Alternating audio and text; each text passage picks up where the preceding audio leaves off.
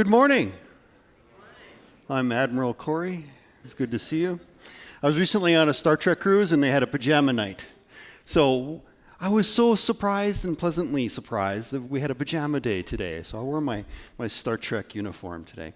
It is my PJs, believe it or not. I'm Pastor Cory. I'm one of the pastors on staff here, and I'm so glad that you came out in this weather to continue our series. I love mysteries. I love everything about them. Because I'm ADD, I usually have a couple books going at once, whether I'm reading or listening. And so I've got at least two mysteries going at once, and I'm usually watching something on TV. Yay for BritBox. And so I've got something going on. Whether I read Peter Granger's Kings Lake investigative stories with the lead character of D.C. Smith, or if you watch NCIS with Gibbs, there seems to be a common thread with these investigators. They have rules. They have things that they look at that help guide them as they have their investigations. With Gibbs, he has numbers. He has numbered rules. Many of you know the Gibbs slap, but he has rules that guide the investigation. And I don't know all those numbers, but I do know that D.C. Smith has the ABCs of investigation. And the A in investigation is never assume anything. And so in this series of is Jesus a criminal or a king, let's not assume anything. Let's not dismiss this series because you've been a believer forever and you know what you know. You've heard these stories. You know he's a king, so I don't even need this series. Don't do that. Don't assume anything, especially about the story that we're going to hear today. Don't assume that as we get into this, you're like, I've heard this story 1,000 times. I did it on flannel board as a kid. I know it forward and backward. I can do it. Don't assume. Take a step back and let's investigate together this story about Jesus. It is good to reinvestigate our belief, our lives, and re-examine, because in that investigation, we may take steps further in our faith and our relationship with Jesus than we ever imagined when we investigate once again. The story I'm going to share with you this morning starts with Jesus dismissing people after he fed the 5,000. Now, in the Bible, whenever a number is given, when it comes down to people, it is just the men who are counted. I didn't make the rules. That's just the way it was.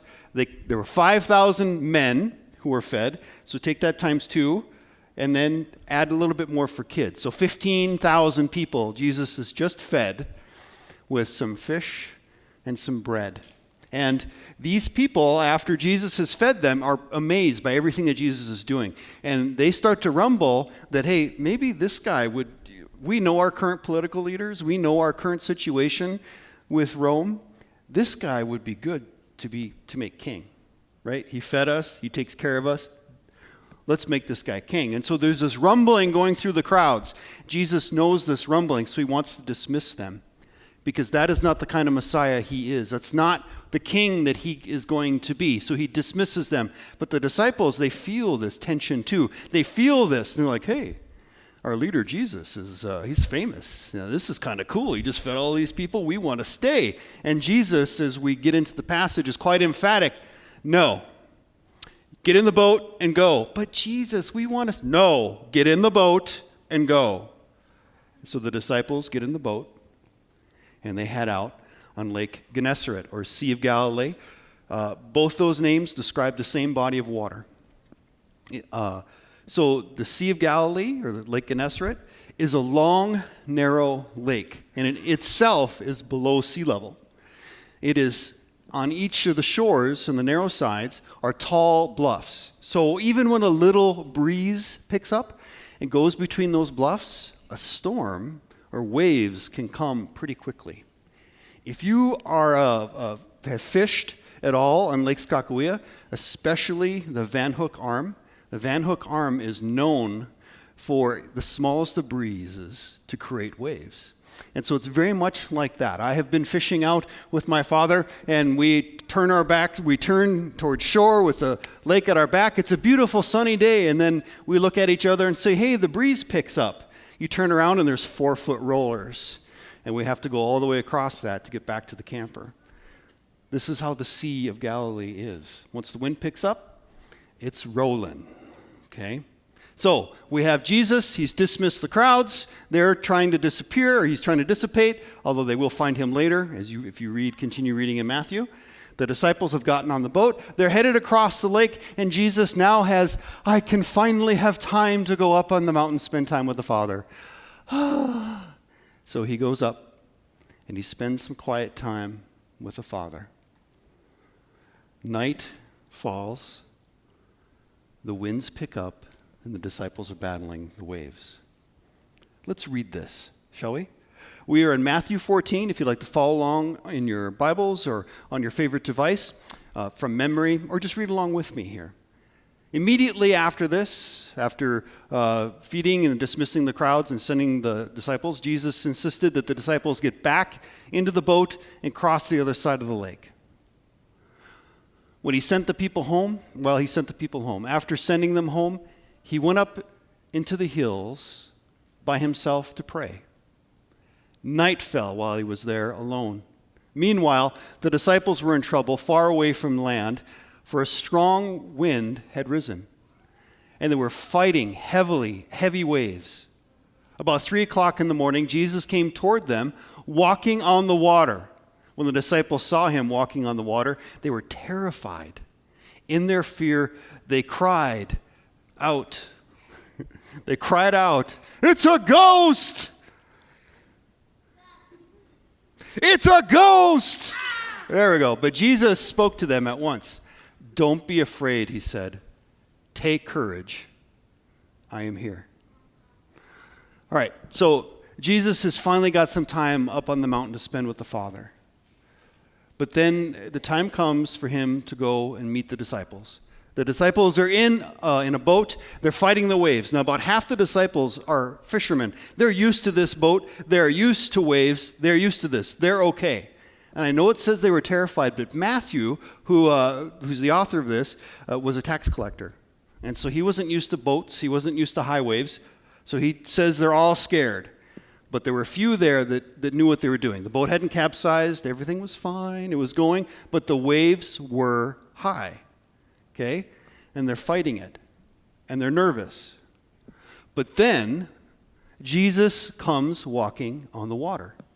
Now, I love this because I think about it. In our minds, in the flannel board, right, the waves are flat. It's like Jesus is walking on the water. Hey, guys, what's up? But that's not how it is. If you've ever been on Lake Sakakawea during a storm when the wind is high, there are rollers that are 4 or 5 feet high, right? I can't see you, so you have to say yes. Yes. All right. So the rollers are really going. Jesus is like going from wave to wave. Or I imagine him skipping from wave to wave, like this. But the disciples, what they see is this guy going like this. He's walking between the waves, right? So they see this, and they have no idea what they're seeing. They don't know what's going on. Now, have you ever driven through the western part of North Dakota into South Dakota? There's like nothing to see. It's flat land. There's nothing to see. You can see forever. And as you're going along the interstate, you see something in the distance that you've never seen before, and you don't know what it is. Your brain has got a catalog system. It's going through all the things that it's seen before and trying to figure out what it is you're seeing. Your brain is trying to figure it out. It's like a kid who's got, you know those puzzles with the cutout of the cow? With a little handle on it, and they're trying to put it in the right hole. That's what your brain is doing. It's trying to figure it out. Is it a semi? Is it a camper turned sideways? Is it a combine? Your brain is trying to figure out what you don't know what it is. You can't place it until you come up on it and you go, oh, it's a mound with a group of horses on it. Okay, that's so simple. But at a distance, it looked like a spaceship. Really, your brain doesn't understand. These fishermen and the disciples who were in the boat had never seen anybody walk on water before. And their brains are filing through their system trying to figure out what this is. Well, if there's one thing that's common through all of history, It is the ghost story. It is the ghost story. And so they had heard ghost stories since they were kids by the fireside. And especially the fishermen who had heard stories of ships that have gone down and telling spooky stories at night when things are slow while fishing. So their brains jump to this. They jump to, it's a ghost! Now in my version, in the CEB that I read, it says they screamed. They screamed like the men that they were. Right? So they screamed out because it's a ghost. They have no idea what's coming at them. They can't fathom what it is that's coming at them. And so Peter, I love Peter. He's so impulsive. He's so impetuous. They're like, it's a ghost. And so Peter's like, I'm going to see whether or not this is a ghost. I'm going to see. Because they heard the ghost say, take courage. It is me. It's Jesus. But Peter jumps up. He's like, oh yeah? Yeah, well, if you're Jesus, then have me come out. Right? He's so impetuous. He puts his foot in his mouth all the time. Let's read this next section. Then Peter called him, Lord, if it's really you, tell me to come to you walking on the water. If you are not a ghost, if you are who you say you are, then tell me to come out and walk on the water. I could just see Jesus' face. Okay, come on. Come on out. Jesus says, yes, come. So Peter went over the side of the boat and walked on the water towards Jesus. But when he saw the strong winds and the waves, he was terrified and he began to sink. Save me, Lord, he shouts. Jesus immediately reaches out and grabbed him. You have so little faith, Jesus said. Why do you doubt me? So here's Peter. He's yelling at this ghost. If you are who you say you are, then have me come out. And Jesus is like, okay, come on out. Now in our minds, we see Peter going over the side of the boat, like this. Peter, I don't think is totally convinced. He wants to prove whether or not this is Jesus or a ghost. I'm seeing Peter going, because he fully expects to jump in the water. But when he does this, he's like, oh, I'm standing on the water. Look at this, guys. And then he's standing on the water, and he's like, oh, this is Jesus. It's not I'm standing, look at the waves, and it's windy, and then realization hits impulsive, impetuous Peter, and he starts to sink. Uh-oh. And he reaches out his hand and he calls out, okay, it's not a ghost, it's Jesus. Jesus, help me. Lord, save me. And he reaches his hand out and Jesus pulls him up. Now, we sometimes read that passage as criticism. You have little faith. But I see Jesus pulling Peter up and saying, buddy, this was funny what you just did. Why'd you have so little faith? Come on, let's get back in the boat. But they didn't recognize Jesus. They saw a ghost. They didn't recognize the good thing that was coming at them. They didn't see the light shining in the midst of the storm coming at them. Now, I've told you the story of my mother who had this rare brain cancer. What I haven't told you is a story of my stepfather, who died 5 years prior to my mother of the very same rare brain cancer. Now, the chances of that happening, of two people unrelated genetically, of having the same exact weird brain cancer, you're better off winning the big lottery in billions than you are of this happening. Doctors and nurses still can't figure it out. Don't think that hasn't kept me up at night. He had the same cancer. And so when he got the cancer, my mom, we couldn't afford help, but yet we didn't, but they made too much money to get help from the state. So we had to take care of him. So he would get up sometimes in the middle of the night on his way to the bathroom or wherever the world he was going, and he would fall. and my mom couldn't pick him up. He was a big guy. He had worked with his hands and he worked in carpentry his entire life. He was a big guy. So my mom would call me. I lived across town. And I'd throw clothes on, go pick him up, and we'd take him to the emergency room. Every other night this happened. For 5 months. Every other night this happened. And when it happened again, I was so exhausted. I was so tired. But I picked up the phone. He's fallen again. Please come. I threw the clothes on.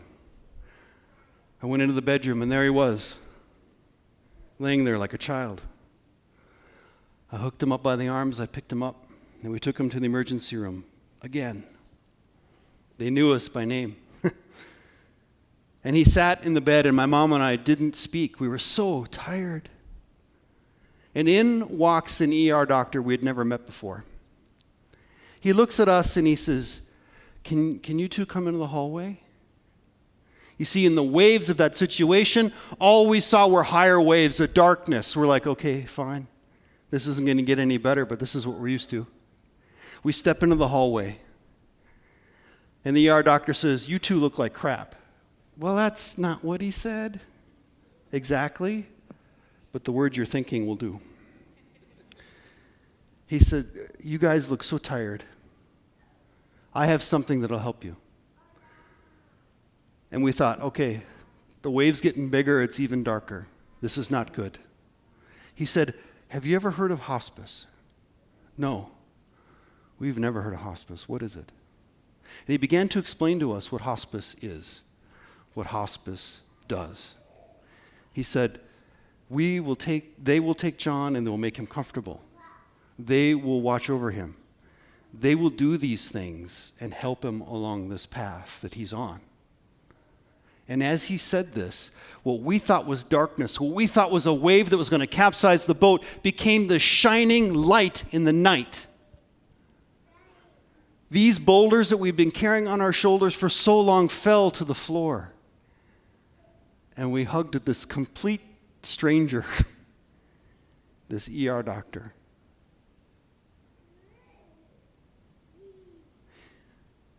You see, the disciples didn't recognize Jesus coming across the waves.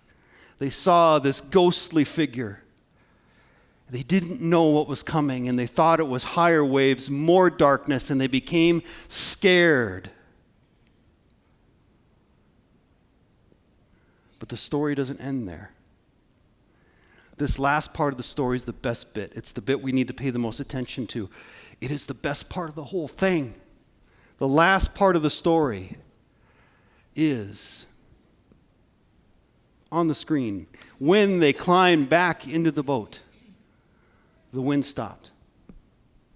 When they climbed back into the boat, the wind stopped. When they climbed back into the boat, the wind stopped. You ever been on the ocean when the wind stops? The waves continue on. They're still high. It takes a while for the waves to settle down. Even on Skakawea, when the wind stops, 6-foot rollers turn into 4-foot rollers, then 3-foot rollers. The waves still go, but the wind stops. They climbed into the boat, and Jesus caused the wind to stop. And when the disciples worshiped him, they said, "You are not a ghost. You really are the Son of God," they exclaimed. "You're not a ghost. You're not something to be afraid of. You are not darkness." Not making babies cry, sorry. "You are not darkness. You are the light. You are the Son of God." And I don't know where you're at, what storms you're in, but the waves rock the boat and the boat rolls. And there are times when it is so dark and we can't see anything, and coming at us is something that we can't recognize. And at times, that's Jesus. He is the light. And when he reaches us and he calls out and says, "Come on, step on out," don't be afraid. Do it. And if you start to sink, reach your hand out to him. and he will pull you out. He will cause the wind to stop. The boat is still going to rock. It is still going to roll. The waves are still there. But the wind will stop. Isn't Jesus amazing? In your investigation into who he is to you, whether he is king or criminal, allow him to make the wind stop and be with you in the rolling waves.